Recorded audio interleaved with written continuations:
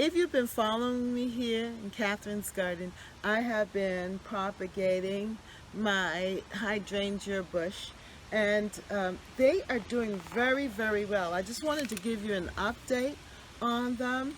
And if you haven't checked out those videos, I made a playlist so that you can go back and see what I did.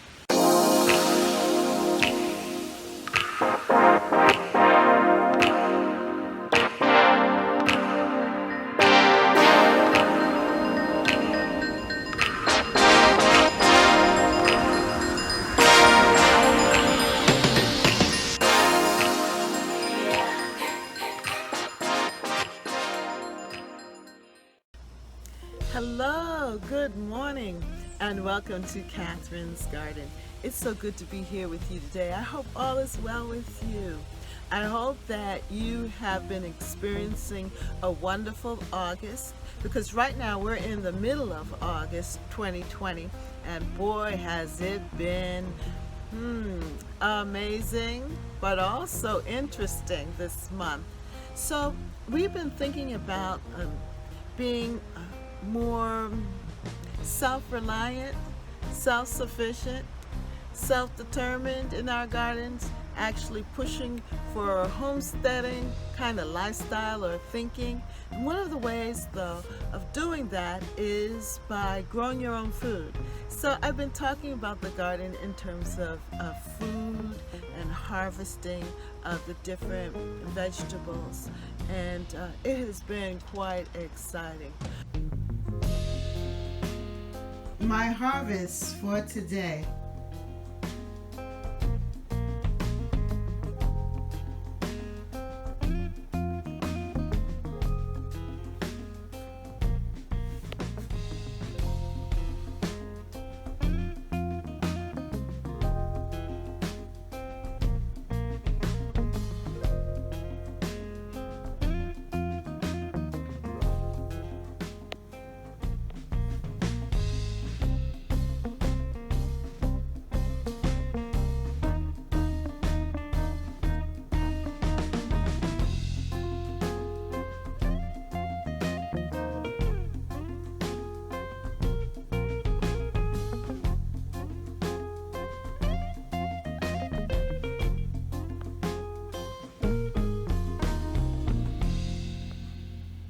But aside from that, the flowers too have been growing, and I can see the changing of the season, because each season brings different blooms, especially in terms of perennials. So I want to show you my hibiscus. I call her Pinky Hibiscus. Her first bloom has opened up today, and that is so exciting. My hibiscus has decided to open up today, and it is so beautiful.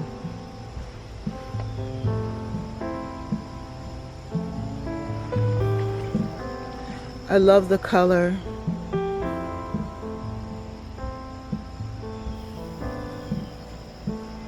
I've had this hibiscus for the last, say, 10 or 12 years. And each year it's just been more beautiful. And last year, however, there was this bug that was eating the leaves, and I wasn't sure if it was coming back. But it has returned. It is so beautiful.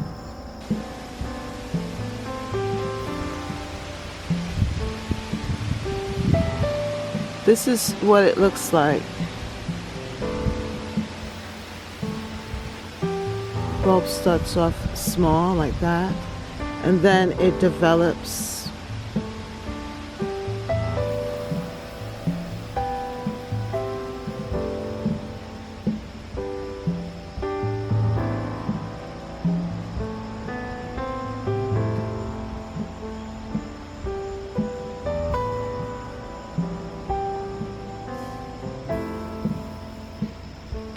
And then finally it opens up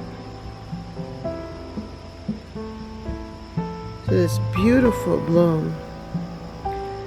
So each cluster releases a flower, And then when they're all open together, it's just so very beautiful. So I have 1, 2,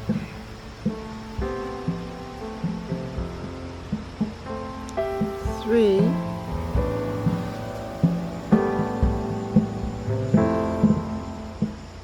4,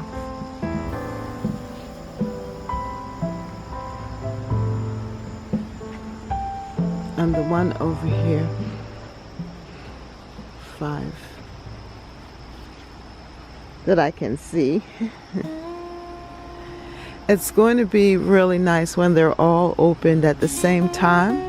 So you can imagine the beauty here. I'm excited about this.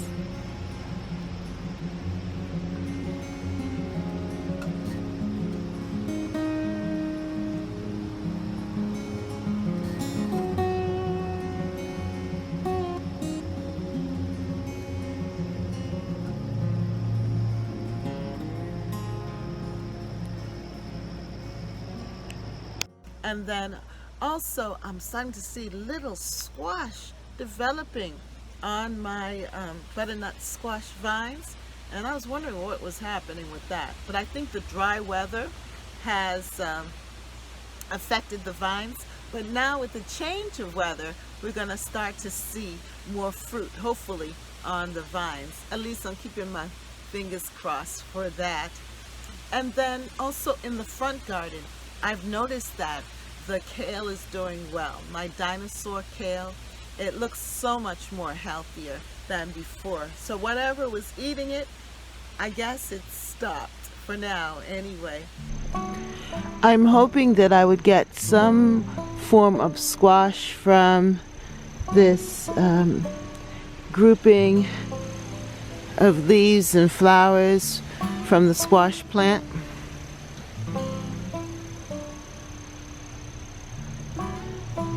Because it has been a very dry August, I haven't really seen a lot, but I'm hoping that with the turn of the weather that we will start to get a lot of squash developing and pumpkin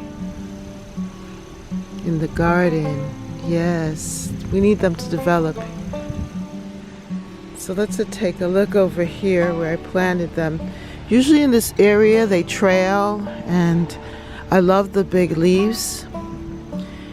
And I'm looking forward to having some pumpkin. You can see over here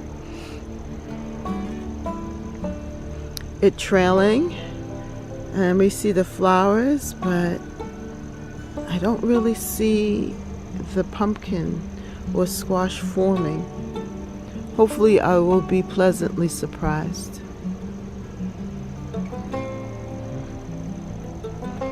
But we can see that the garden has gone through some tough times here with the sun and the heat. But the kale, it's just been, I just love it. The kale, look at this kale. Seems like whatever bug was eating it has ceased a little bit, stopped, because these leaves do not look damaged. I have to come through and harvest some of them. I like the structure. Look at the design of the kale.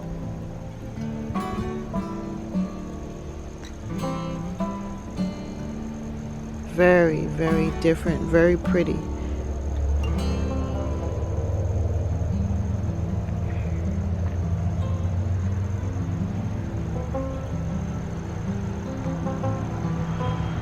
Check out the squash.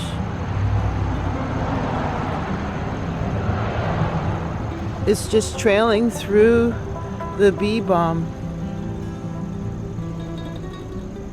I'm hoping, I really am, to get some squash, at least a few.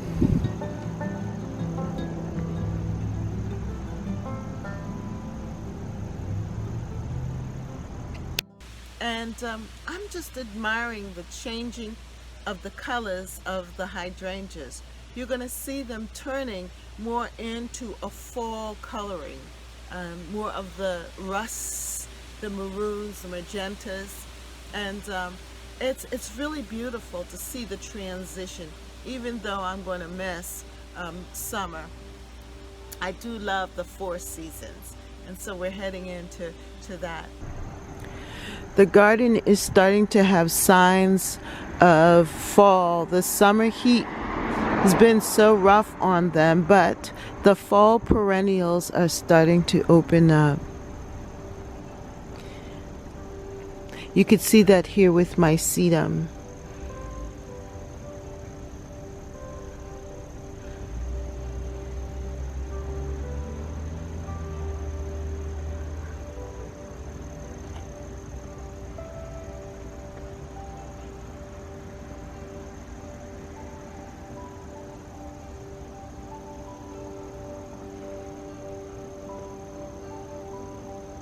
The garden looks totally different from how it looked last year, with the dinosaur kale here in the front.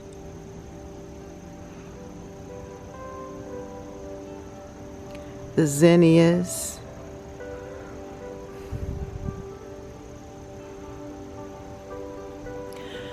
My hydrangea tree is not as full. The flowers are not as full as they have been in the past.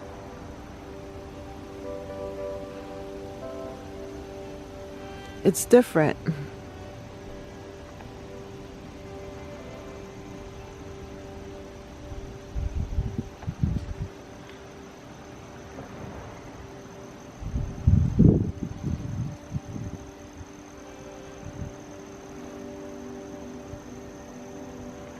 But I'm going to make sure that I do this again next year.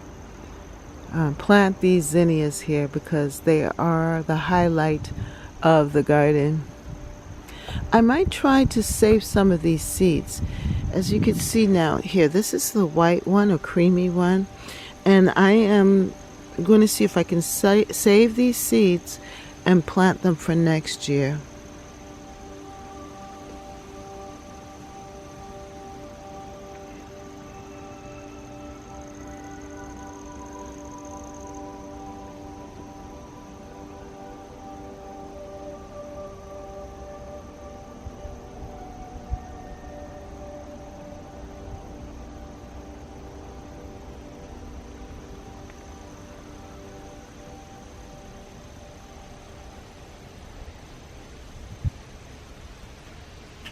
Then also, I have the golden daisies. That's what I'm going to call them because I don't remember what the name of it is, but I'm hoping.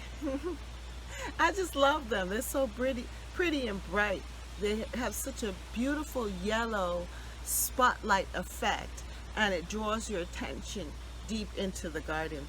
So we're going to take a look at them as well. I love these yellow flowers here. I think they're golden daisies. I think that's the name of them. But they come out at this time of the year and they add the color that we need. I think that they're really nice with the purple perella here. And I like how they're swaying in the wind.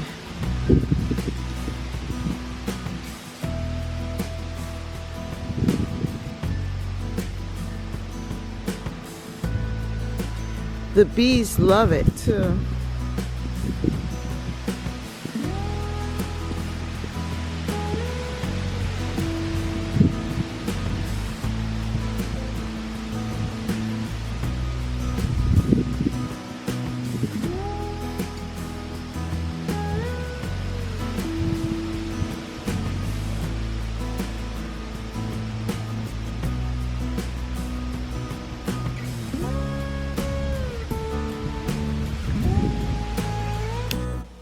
And my begonias finally are starting to show. They're starting to flower. And that is so inspiring as well, because I've worked so hard to get that together. So it's good to see that at least one plant is starting to flower. I've noticed that my begonia is starting to flower. Yay! I don't know what happened this year, but it's been so slow in developing flowers. But hopefully it will have a beautiful fall display. I'm hoping for the best because it's usually so beautiful here. And it will look nice with the other flowers.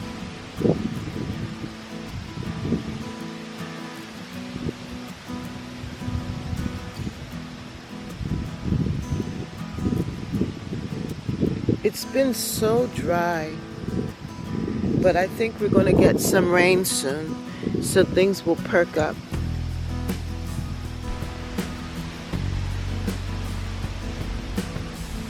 This begonia color is so pretty. Can't wait till it opens up.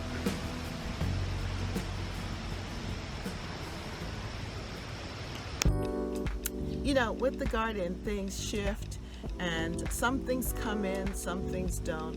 But we still plan anyway, and we keep our hopes up for the best.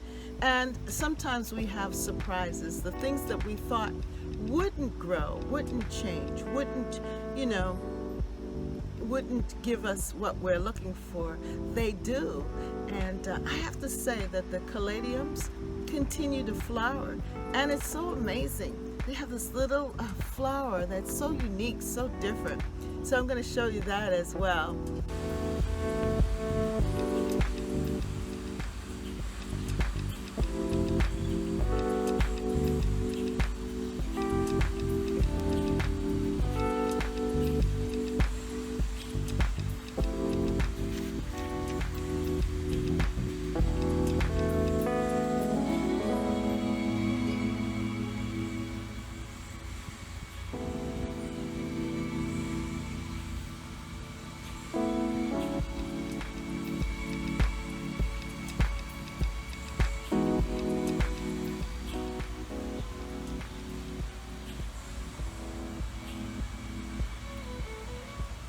And also, my hydrangea cuttings are growing, getting really bigger, and I'm pleased to see the progress with the hydrangea cuttings. So I'm going to show you that too. If you've been following me here in Catherine's garden, I have been propagating my hydrangea bush, and they are doing very, very well. I just wanted to give you an update on them. And if you haven't checked out those videos, I made a playlist so that you can go back and see what I did. But yeah, they are doing very, very well. I'm pulling on them, and they're starting to gain some really good leaves here. And each one is doing very, very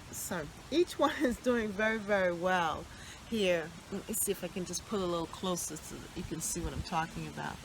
You see that? I'm pulling it. So they are gaining roots.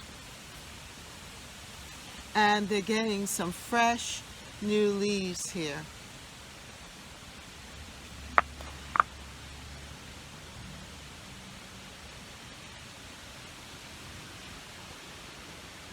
To me, that is so exciting. That's what gardening is all about.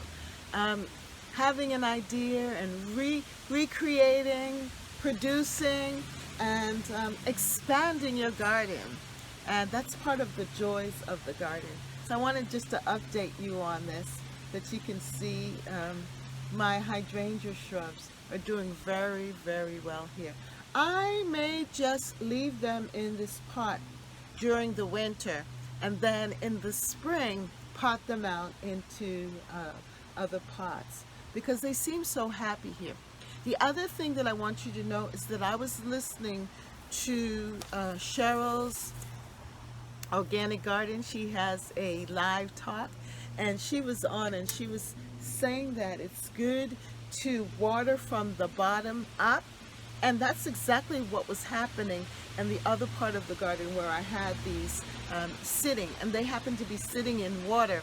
And I think that helped with developing roots. So instead of watering from the top down, water from the bottom and allow the water to, the plant to soak in the, the water from the bottom.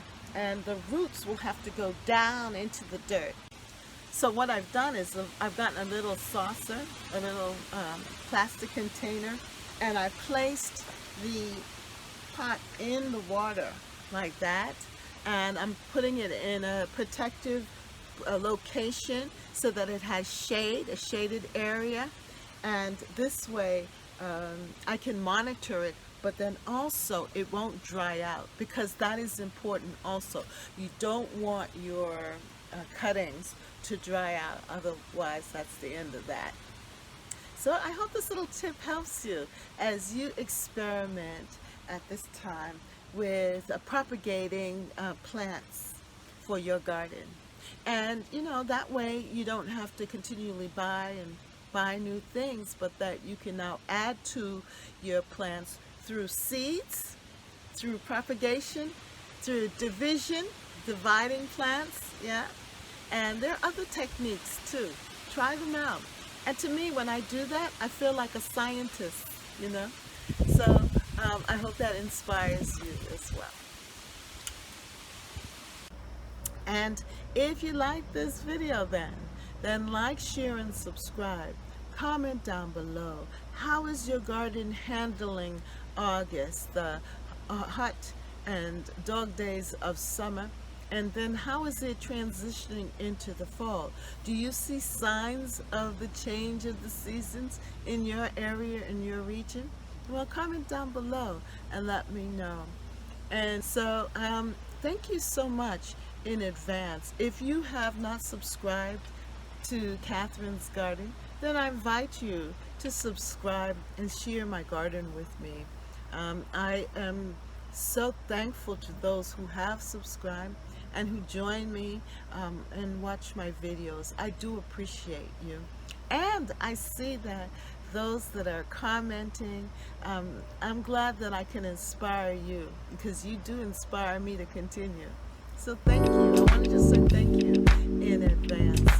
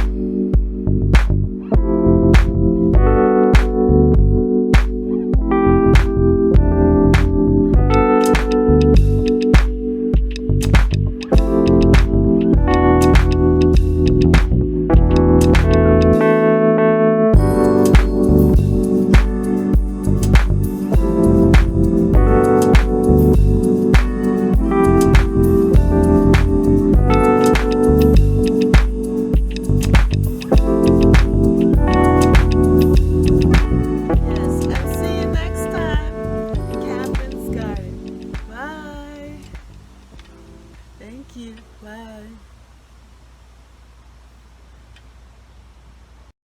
Thank you for subscribing to Catherine's Garden, and see you next time. Bye.